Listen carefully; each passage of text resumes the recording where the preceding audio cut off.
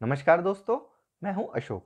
आज के लेक्चर में हम बात करेंगे फ्लूइड्स के बारे में और फ्लूइड्स में हम आइडियल फ्लूइड और रियल फ्लूइड को थोड़ा सा समझेंगे।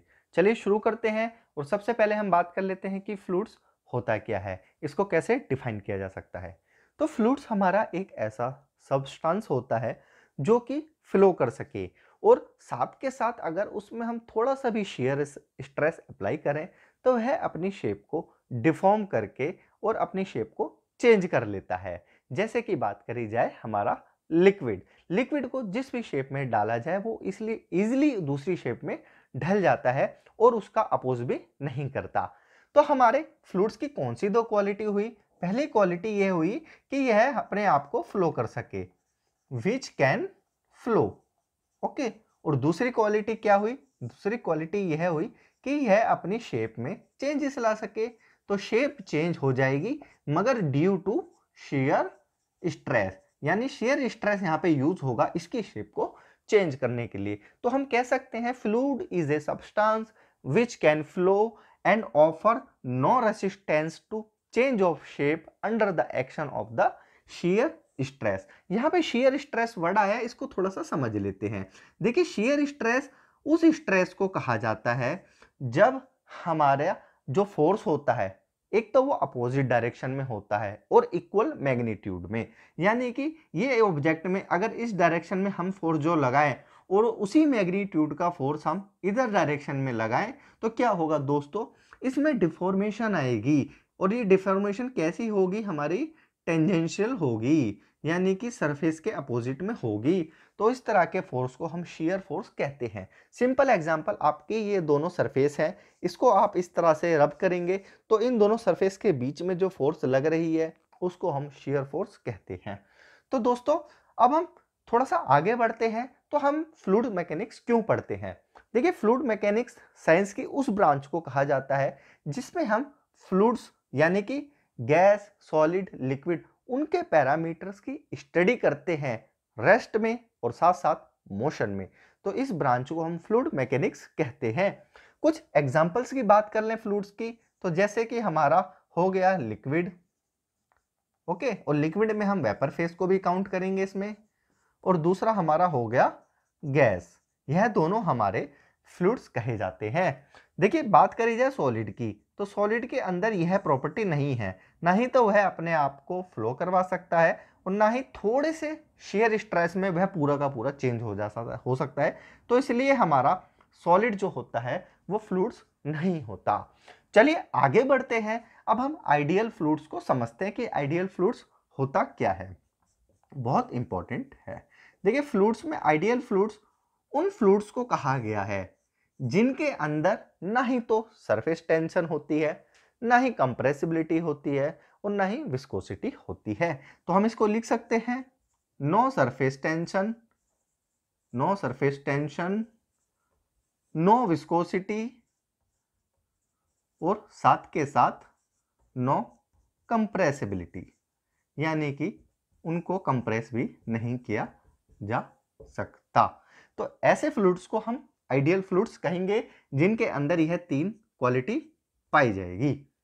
मगर क्या ऐसा पॉसिबल है? तो देखिए, अभी तक इस यूनिवर्स में ऐसा भी कोई हमें फ्लूइड्स नहीं मिला जिनके अंदर ये तीनों की तीनों चीज पाई जाए। बट हम अपनी स्टडी को फर्दर करने के लिए और अचीव करने के लिए हम आइडियल फ्लूइड्स तक जा सकें, आइडियल फ्लूइड्स को पढ़ते हैं। आइडियल फ्लूइड्स को कुछ अदर्स नाम से भी जाना जा सकता है क्योंकि यह एक इमेजिनरी फिलॉसफी है, इसलिए इसे दोस्तों इमेजिनरी फ्लूइड्स भी कहा जाएगा। यह है हमारा इमेजिनरी फ्लूइड्स। साथ के साथ ये किस तरह के फ्लूइड है भाई? एकदम परफेक्ट है, इसलिए इनको परफेक्ट फ्लूइड्स भी कह सकते हैं। और साथ के साथ ये जो विस्कोसिटी है अगर किसी की जीरो हो जाए तो उसको इन विस्किड फ्लूइड्स के नाम से जाना जाता है। चलिए अब एक ग्राफ में हम रियल फ्लूइड्स को देख लेते हैं कि ये कहाँ मिलेगा हमें। हमारे पास एक ऐसा ग्राफ है जिसमें हम दो पैरामीटर की स्टडी करेंगे। वर्टिकल डायरेक्शन में हम शेयर स्ट्रेस, जिसको हम टाउ और इस तरह के सिंबल से रिप्रेजेंट करते हैं, और हॉरिजॉन्टल में हम velocity gradient du by dy पे स्टडी करते हैं। अब देखिए, ये जो हमारा ग्राफ है इसमें हम आइडियल फ्लूइड्स को कहाँ ढूंढे? तो आइडियल फ्लूइड्स जितने भी होंगे वह आपके ये जो हमारी हॉरिजॉन्टल सरफेस है, ठीक है, मैं इसको थोड़ा सा डार्क कर देता हूं, सारे के सारे यहाँ पे पाए जाएंगे। तो इस तरह से अगर हमारे यहाँ पे हॉरिजॉन्टल सरफेस पे सारे के सारे आइडियल फ्लूइड्स हो गए, यह है ideal fluids. Okay, vertical direction पे देख ली जाए तो यहाँ पे वर्टिकल डायरेक्शन पे जितने भी आपको फ्लूइड्स मिलेंगे वो सारे के सारे आइडियल सॉलिड होंगे। अब देखिए इसमें ये जो सेंटर है, सेंटर लाइन अगर एकदम स्ट्रेट है यानी प्रोपोर्शनल हो, shear stress is directly proportional to velocity gradient या शेयर स्ट्रेन, तो उसको कहा जाता है न्यूटोनियन फ्लूइड्स।